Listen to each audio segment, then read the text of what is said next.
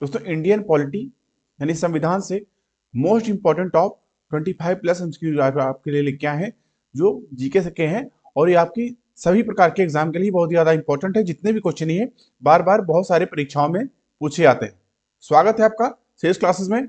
चलते हैं सीधे टॉपिक की ओर। वीडियो अच्छा लगे वीडियो को लाइक करिएगा, अपने दोस्तों में शेयर भी करिएगा, ठीक है। जितने भी क्वेश्चन है दोस्तों एनसीईआरटी बेस्ड के, ठीक है। पहला क्वेश्चन देखिए क्या कह रहा है। भारत की संविधान सभा का संवैधानिक संवैधानिक सलाहकार कौन था? भारत की संविधान सभा का संवैधानिक सलाहकार कौन था?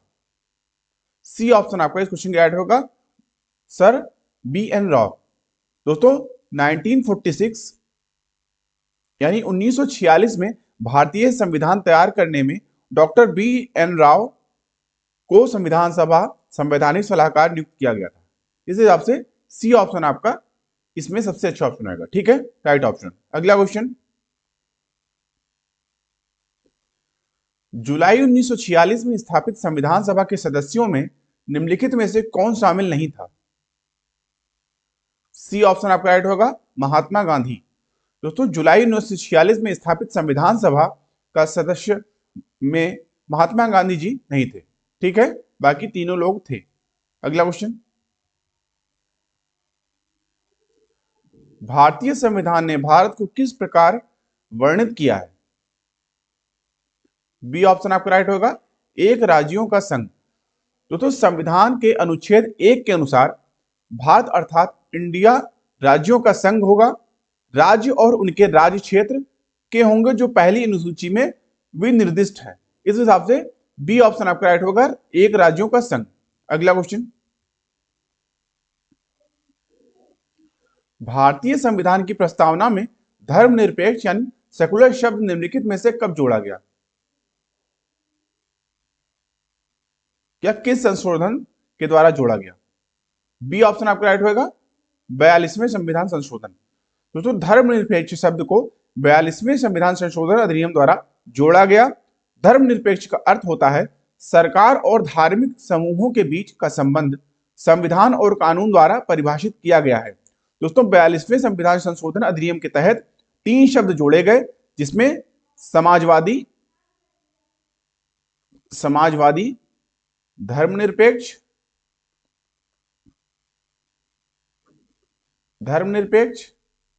और अखंडता। इस हिसाब से बी ऑप्शन आपका राइट होगा। अगला क्वेश्चन, दोहरी नागरिकता निम्न में से किसकी विशेषता है? बी ऑप्शन आपका राइट होगा, संघीय सरकार, ठीक है, बी ऑप्शन आपका राइट होगा। दोस्तों दोहरी नागरिकता के बारे में थोड़ा जान लेते हैं। दोहरी नागरिकता का मतलब होता है कि किसी व्यक्ति के पास एक से ज्यादा देशों की नागरिकता हो। इसमें व्यक्ति को हर देश के विशिष्ट अधिकार और फायदे मिलते हैं। उदाहरण के लिए अगर आप दोहरी या एक से ज्यादा नागरिकता देने वाले देशों में काम कर रहे हैं तो अध्ययन कर सकते हैं और वहां निवास भी कर सकते हैं। इस हिसाब से बी ऑप्शन आपका राइट होगा, ठीक है। अगला क्वेश्चन,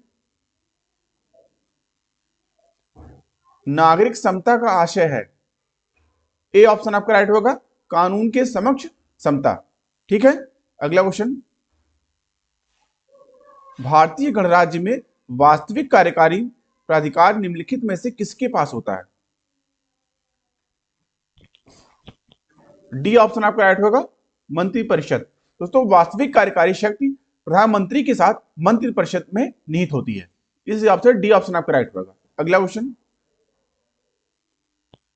भारत के संविधान के अनुसार भारत के राष्ट्रपति के कार्यालय में रिक्त की अवधि के भीतर भरा जाएगा।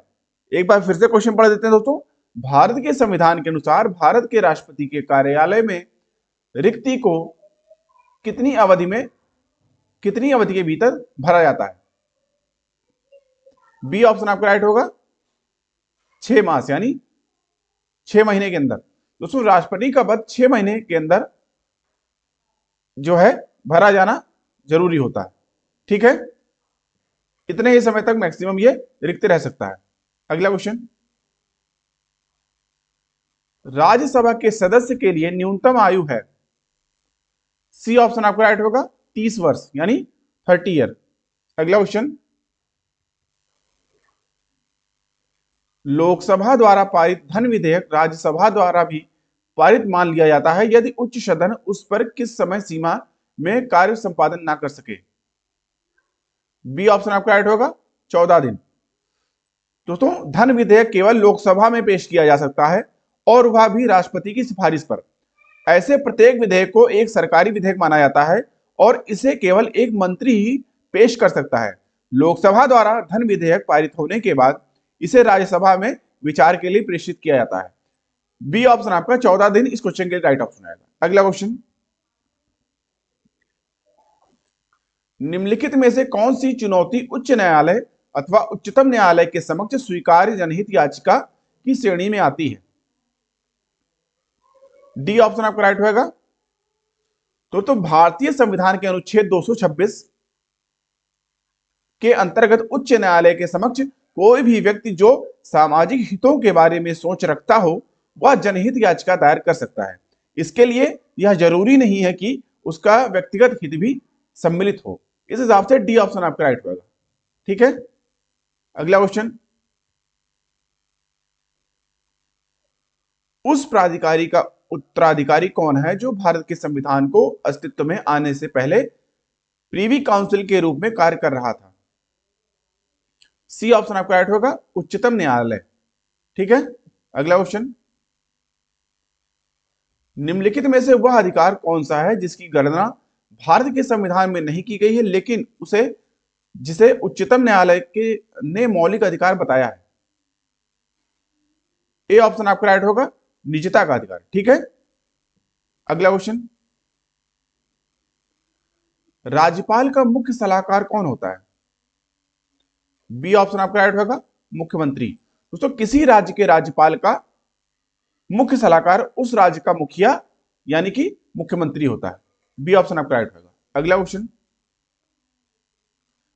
संसदीय प्रणाली वाली सरकार को अन्य किस नाम से जाना जाता है? सी ऑप्शन आपका राइट होगा, संघीय सरकार। अगला क्वेश्चन, संविधान में निम्नलिखित में से किस पद की व्यवस्था नहीं की गई है? सी ऑप्शन आपका राइट होगा, उप प्रधानमंत्री। ठीक है, अगला क्वेश्चन, संघ लोक सेवा आयोग यानी यूपीएससी की मूल संस्था लोक सेवा आयोग कब स्थापित की गई थी? ए ऑप्शन आपका राइट होगा, 1 अक्टूबर 1926।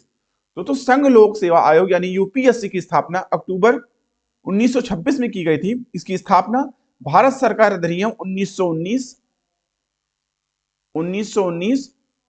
और 1924 में ली गई आयोग द्वारा की गई मजबूत सिफारिशों के तहत की गई थी। ठीक है, इस हिसाब से ए ऑप्शन आपका राइट होगा, 1 अक्टूबर 1926। अगला क्वेश्चन, संघ लोक सेवा आयोग के सदस्यों को पद से हटाया जा सकता है? सी ऑप्शन आपका राइट होगा। दोस्तों, संघ लोक सेवा आयोग के किसी सदस्य को राष्ट्रपति के आदेश पर दुर्व्यवहार के आधार पर उसके पद से हटाया जा सकता है और संघ लोक सेवा आयोग के किसी सदस्य को हटाने के लिए राष्ट्रपति द्वारा निर्धारित प्रक्रिया के अनुसार जांच के लिए सर्वोच्च न्यायालय को एक संदर्भ और ऐसे संदर्भ पर इसकी रिपोर्ट की प्राप्ति की आवश्यकता होती है। इस हिसाब से सी ऑप्शन आपका इसको चेक राइट होगा। अगला क्वेश्चन, 1977 में पंचायती राज की समीक्षा के लिए गठित समिति की अध्यक्षता किसने की थी?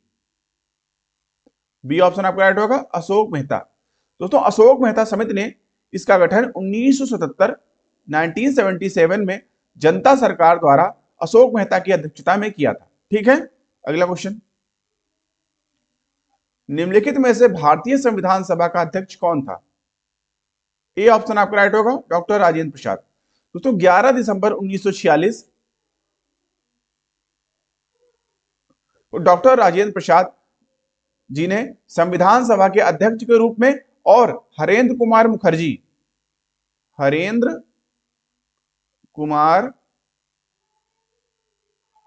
मुखर्जी ने उपाध्यक्ष के रूप में जो है शपथ ग्रहण किया। ठीक है, अगला क्वेश्चन, निम्नलिखित में से कौन सा कार्य ग्राम पंचायत के प्रशासनिक कार्य नहीं है? सी ऑप्शन आपका राइट होगा, कॉलेज शिक्षा उपलब्ध कराना। अगला क्वेश्चन, भारत के संविधान की उद्देशिका में निम्नलिखित में से वह कौन सा शब्द है जिसे संविधान 42वां संशोधन अधिनियम 1976 के माध्यम से शामिल नहीं किया? सी ऑप्शन आपका राइट होगा, गरिमा। ठीक है, अगला क्वेश्चन, संसद द्वारा पारित संविधान संशोधन विधेयक के लिए निम्नलिखित में से किसके संबंध में कम से कम आधे राज्यों के विधानमंडलों का अनुसमर्थन प्राप्त करना भी आवश्यक है? ठीक है, सी ऑप्शन आपका इस क्वेश्चन का राइट होगा। ठीक है, संसद में राज्यों का प्रतिनिधित्व। ठीक है, अगला क्वेश्चन, सर्वोच्च न्यायालय, निर्वाचन आयोग, संघ लोक सेवा आयोग, नियंत्रक महालेखा परीक्षक का कार्यालय जैसी संस्थाओं में एक लक्षण समान है, वह क्या है? डी ऑप्शन आपका राइट होगा, वे संवैधानिक संस्थाएं। ठीक है, अगला क्वेश्चन, डाक मतदान को अन्यथा कहा जाता है, क्या कहा जाता है? बी ऑप्शन आपका राइट होगा, परोक्षी मतदान। ठीक है, अगला क्वेश्चन, और दोस्तों हमेशा की तरह आज का प्रश्न आपके लिए, क्वेश्चन क्या है? भारतीय संविधान लागू हुआ, कब लागू हुआ? 26 जनवरी 1950, 26 जनवरी 1952, 15 अगस्त 1948 या 26 नवंबर 1949? इस क्वेश्चन का जवाब आपको कमेंट बॉक्स में देना है। साथ ही साथ आप ये भी बताइए कमेंट करके कितने क्वेश्चन आपके इसमें सही आ रहे हैं। ठीक है, तो दोस्तों अभी के लिए इतना ही। आई होप आपको वीडियो अच्छा लगा होगा। वीडियो अच्छा लगा हो दोस्तों, वीडियो को लाइक करिएगा, अपने दोस्तों में शेयर करिएगा। साथ ही साथ अगर आप चैनल को सब्सक्राइब नहीं किया है तो चैनल को सब्सक्राइब कर लीजिए, और चैनल पे आने वाले सभी प्रकार के नोटिफिकेशन आपको इससे टाइमली मिलते रहेंगे। ठीक है, अभी की वीडियो को देखने के लिए आप सभी का बहुत बहुत धन्यवाद। मिलते हैं दोस्तों नेक्स्ट वीडियो लेक्चर में, तब तक के लिए थैंक यू, जय हिंद।